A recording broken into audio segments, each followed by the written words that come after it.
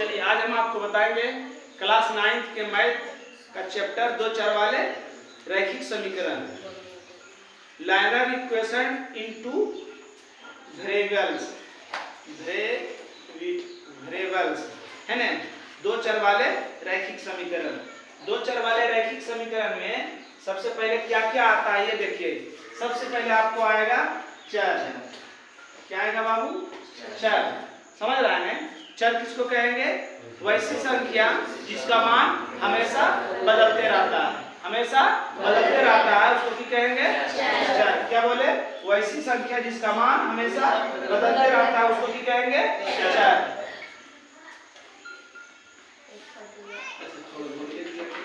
जैसे x a b c dot dot x y z। समझ रहे हैं? आप कहोगे कैसे सर? तो कभी x के मान आपका कुछ आ सकता है, 4 आ सकता है, कभी 100 आ सकता है, कभी 500 आ सकता है, कभी 3 आ सकता है, कभी -4 आ सकता है, कभी -16 आ सकता है। तो x और y a से लेकर z तक सब क्या है? चर है। सब क्या है? चर है। और सब का मान एक जैसा आता है? नहीं आता है। समझ रहे हैं? तो इसको क्या कहेंगे? चर। दो में आता है अचर। दो में क्या आता है? अचर। वैसी संख्या जिसका मान हमेशा नहीं बदलता है। वैसी संख्या हमेशा क्या नहीं बदलता है। वैसी संख्या जिसका मान नहीं बदलता है उसको क्या कहेंगे? अचर। क्या कहेंगे? जैसे 1 2 3 2 है ना। अब घटा के 3 आना रहे। अब कैसे घटाओगे? तो 3 के और कुछ लिख सकते हैं। जैसे 5 में से 2 गया, 5 में से 2 गया, कितना आएगा? 3 आएगा। 3 को और तरीका से कोई लिख सकता है? नहीं लिख सकता है। तो इसका मान बदलता नहीं है। जो आ गया सो आ गया। मगर इसका मान कभी क्या आ सकता है, कभी क्या आ सकता है, कभी क्या आ सकता है। तो जिसका मान हमेशा बदलता है उसको क्या कहेंगे? चर। जिसका मान नहीं बदलता उसको क्या कहेंगे? अचर। a से z तक चर हुआ। 1 2 3 इंफिनिटी अनंत तक क्या हो गया? ये क्या हो गया? अचर। उसके बाद क्या आता है? बीजगणितीय पद ना।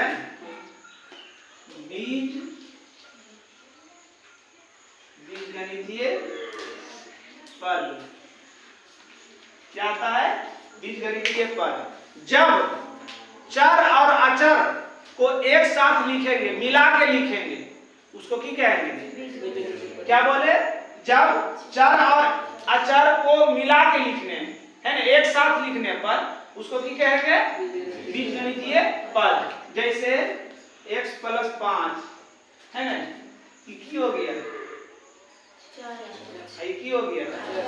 बोलिए जी। y + 6 की हो गया? की हो गया? m - 7 की हो गया? की हो गया? दोनों जब चर और अचर को मिला के लिखेंगे तो उसको क्या कहेंगे? बीजगणितीय पद। क्या कहेंगे? इसके बाद क्या आता है? दो चर वाले बीजगणितीय पद ना। तो दो चर वाले पहले एक चर वाला बताते हैं। और एक चीज बताए थे कि रैखिक का मतलब एक घात होता है ना। जैसे लिखा हुआ दो चर वाले रैखिक। रैखिक का मतलब क्या होता है? रैखिक का मतलब एक घात या एक घातीय है ना। एक घात या एक घातीय। समझ रहे हैं? क्या बोले? दो चर वाले रैखिक बीजगणितीय पद है ना। तो एक चर वाले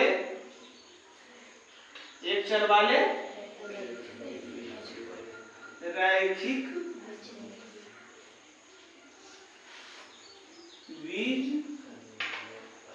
बीजगणितीय पद। बीजगणितीय है ना। वैसा बीजगणितीय पद जिसमें एक चर के साथ साथ एक घात हो। क्या बोले? वैसा बीजगणितीय पद जिसमें एक चर है तो एक के चर है। अब दो चर रहेगा तो दो चर बोलेंगे। एक चर के साथ साथ एक घात हो तो उसको क्या कहेंगे?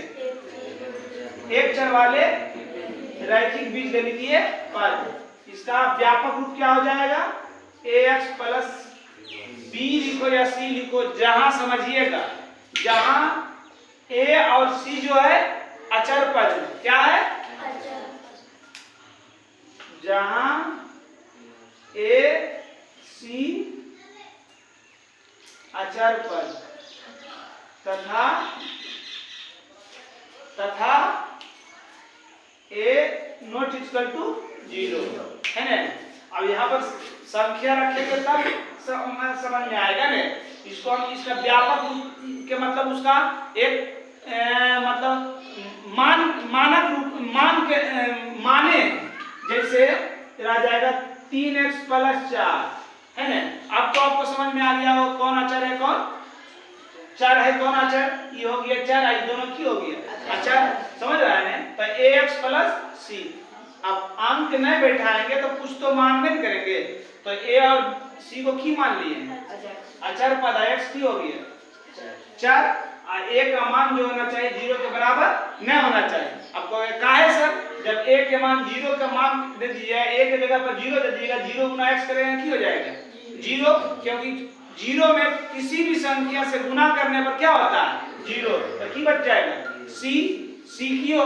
क्या बताया c क्या अचर पद। यहाँ क्या लिखा हुआ एक चर, जब 0 हो जाएगा तो एक को चर बचेगा, इसलिए यहाँ लिख दिए a नॉट इक्वल टू 0। ये एक चर हो गया। अब यही हो गया दो चर वाले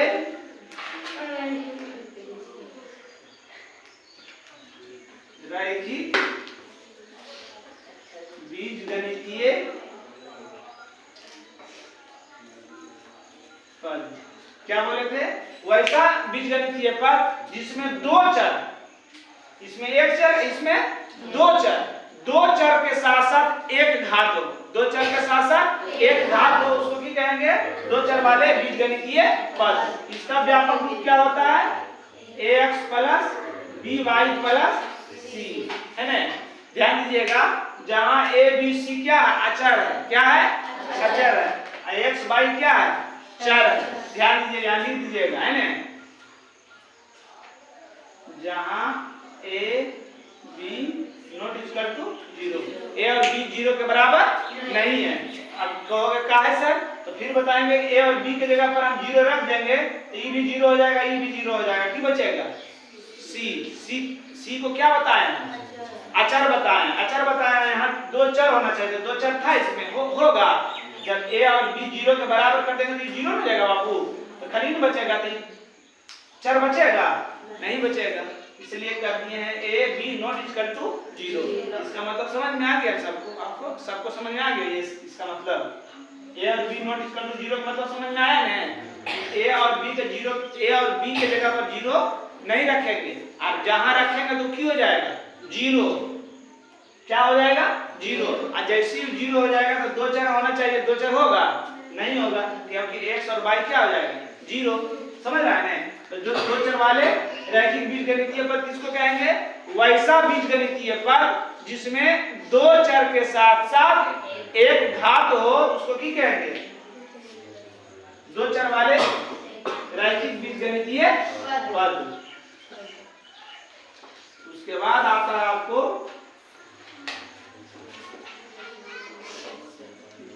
दो चर वाले रैखिक। तो एक चर वाले रैखिक का मतलब,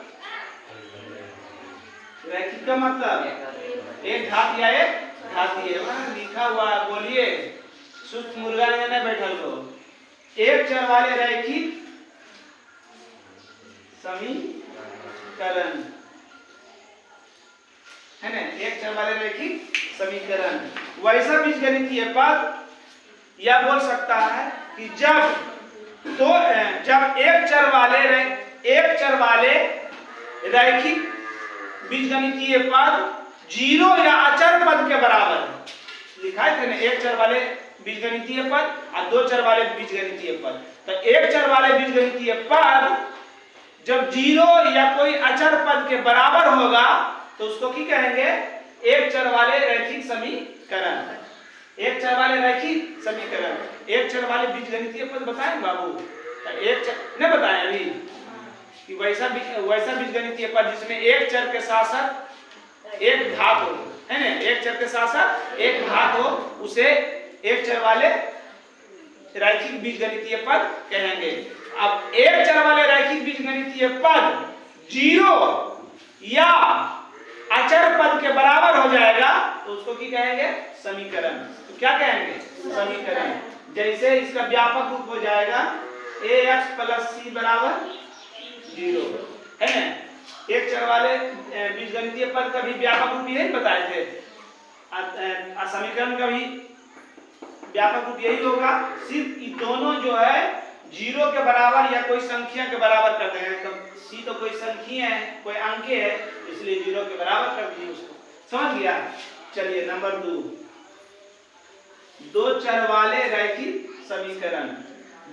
जब दो चर वाले रैखिक समीकरण, जब दो चर वाले बीजगणितीय पद, दो चर वाले रैखिक बीजगणितीय पद 0 या अचर पद के बराबर होगा उसको क्या कहेंगे? समीकरण। क्या कहेंगे? उसका व्यापक रूप क्या लिखाए थे? ax + by + c, खाली बराबर की कर देंगे 0, है ना। बीजगणितीय पद को बराबर बराबर उसमें डाल दिए तो समीकरण हो गया। क्या हो गया? समीकरण। बात समझ में आया सबको? क्या बोले?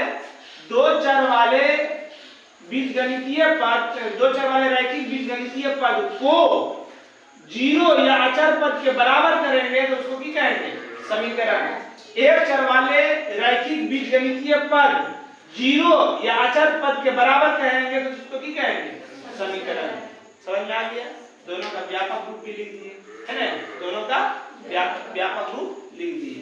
अब आता है दो चर वाले रैखिक समीकरण, सॉरी एक चर वाले रैखिक समीकरण को अद्वितीय हल कहेंगे। क्या कहेंगे? अद्वितीय हल। एक चर वाले रैखिक समीकरण को क्या कहेंगे?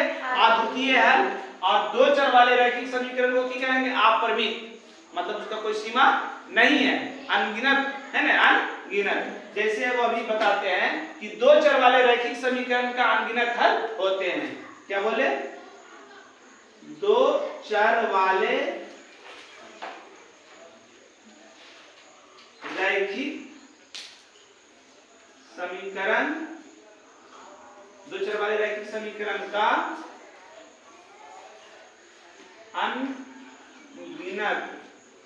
अनगिनत हल होते हैं।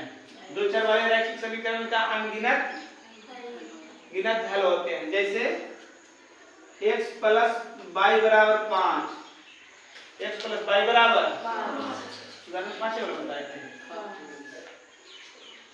x + y = 5, 6, तो x बराबर, अब x से बराबर ना आपका जो मान है, x का मान है तो x का मान निकालिए, y का मान है तो y का मान निकालिए। जब x का मान निकालिएगा तो y को ऊपर ले जाइएगा, y का मान निकालिएगा तो x को ऊपर ले जाइए, है ना। तो हो गया 6 - y। जब y = 1 तो x = 6 और y जगह पर की रखे 1 = 5। बोले कोई बोलेगा कि सर इतना छोटा छोटा काहे मान रखे, जरा बड़ा मान रखिए। तो y = 10 मान लिए तो x = 6 - 10 - कोई अब सर इतना छोटा छोटा मान रख रहे हैं, अच्छा नहीं लग रहा हमको। x बराबर y बराबर की मान है 100, तो x = 6 - 100 बराबर आप सर और बड़ा मान रखिए ना, क्या फंसाए हुए हम लोग को झूठ के। तो y बराबर की लिखे हैं 1000, तो x = 6 - 1000 बराबर -994। क्या समझ में आ रहा कि जितना बार मान रख रहे हैं उतना बार मान निकल रहा है, कि ना? ऐसा है कि एक मान फंस रहा है, जितना बार मान रखिएगा उतना बार मान निकलेगा, इसलिए इसको की कहेंगे? अनगिनत हल। इसको की कहेंगे? अनगिनत। समझ में आया हमारी बात? अनगिनत का मतलब कि जितना तुम्हारा मान रखो उतना निकल जाएगा। बाई की जगह पर 1000 रखा, बाई की जगह पर 1 लाख रख दीजिए, बाई की जगह पर 10 लाख रख दीजिए, बाई की जगह पर 50 करोड़ रख दीजिए। समझ रहा है ना? जितना रखिएगा उतना मान निकलेगा। समझ रहा है ना? इससे क्या साबित होता है कि बाई के प्रत्येक मान के लिए x का मान संभव है। बाई के प्रत्येक मान के लिए, बाई के मान जब रख रहे हैं तो x का मान निकल रहा है कि नहीं? तो संभव है ना? तो बाई की प्रत्येक मान के लिए x का मान संभव है, अतः x और बाई के बीच अनगिनत हल होंगे।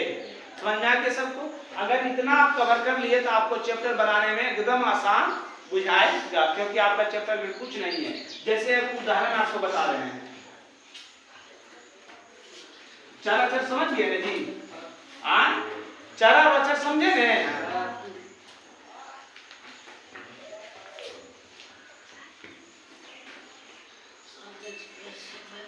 कहेगा x का गुणांक, x का गुणांक मतलब x के साथ के गुना बोले 7, उत्तर 7। समझ रहा है? अब कहेगा कि बाई का गुणांक, बाई के साथ क्या गुना होगा? यही आपका उत्तर हो जाएगा। समझ आए हमारी बात? अगर कह देगा आपसे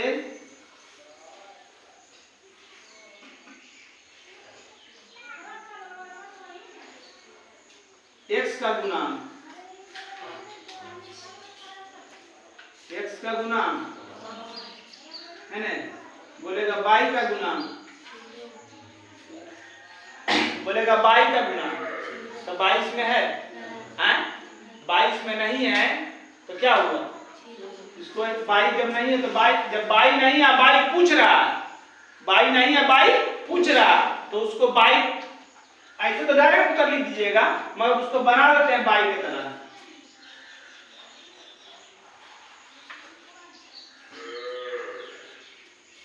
बन गया बाई की तरह, बाई जना रहा इसमें, जबकि बाई प्रश्न में नहीं है, इसमें बजबरी तुम बाई जना दिया, मगर हल करेंगे तो बाई की हो जाएगा खत्म, क्योंकि 0 से कोई अंक में गुना करने पर उसका वैल्यू क्या होता है? 0। तो 0 गुना बाई करेंगे की हो जाएगा? 0 खत्म हो जाएगा, की बचेगा? 5x + 6, प्रश्न में लिखा 5x + 6। बात समझ रहा है? बाई का गुणांक क्या हो जाएगा? बाई का गुणांक क्या हो गया?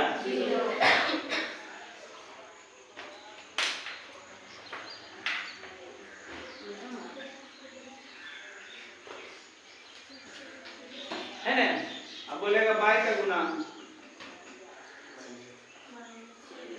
बाई गुणांक क्या हो जाएगा?